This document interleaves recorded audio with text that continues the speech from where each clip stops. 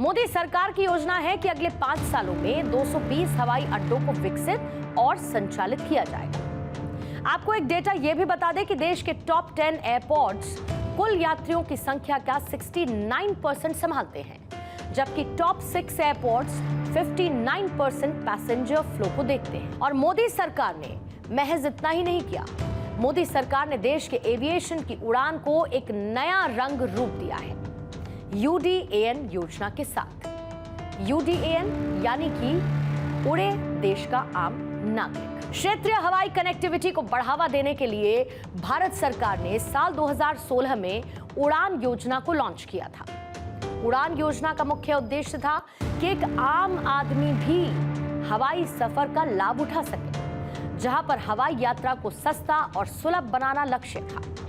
और इस योजना के कुछ की पॉइंट्स अगर आप देखेंगे तो इसमें गैर सेवा वाले मार्गों पर उड़ानें संचालित करने के लिए एयरलाइंस को सब्सिडी दी गई। 1 घंटे की उड़ान के लिए अधिकतम हवाई किराया 2500 सीमित किया गया और प्रत्येक उड़ान में 50% सीटें सब्सिडी के लिए रिजर्व की गई हैं। टियर 2 और टियर 3 शहरों के लिए हवाई कनेक्टिविटी बढ़ाई जाए और आर्थिक विकास और रोजगार सृजन यानी कि एम्प्लॉयमेंट को भी इससे बढ़ावा दिया जाए। अब आप जरा सोचिए कि सरकार ने इस सब्जेक्ट पर ध्यान दिया और इसका फायदा क्या हुआ। आम लोगों के लिए हवाई यात्रा सस्ती हो गई, यानी कि जो हवाई यात्राएं पहले सिर्फ अमीर लोगों के लिए हुआ करती थीं, उन्हें अब कोई आम आदमी भी कर सकता है। सरकार की कोशिश से कनेक्टिविटी और पहुंच में वृद्धि हुई है और इस योजना का बाय प्रोडक्ट ये है कि पर्यटन और आर्थिक विकास को इससे बढ़ावा मिला है।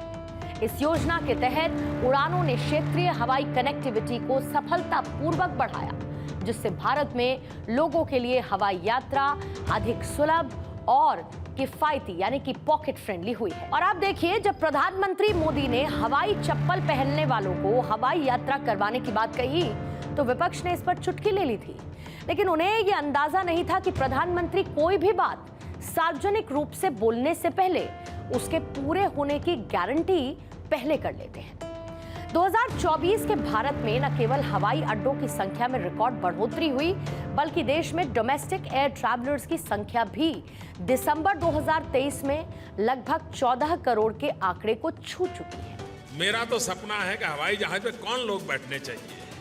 ये जो एक बना हुआ है ना, बड़े बाबू, बड़े बड़े लोग, धनी लोग, ये दुनिया उन्हीं के लिए है।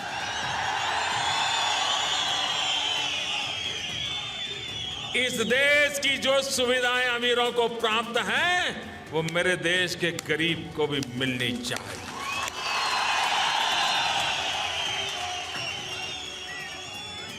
जो सामान्य व्यक्ति हवाई चप्पल पहन करके घूमता है, वो मुझे हवाई जहाज में दिखना चाहिए। ये मेरा सपना है। अब भारत सरकार की उड़ान योजना के तहत बने कर्नाटक के शिवमोगा एयरपोर्ट की एक तस्वीर आपको जरूर देखनी चाहिए।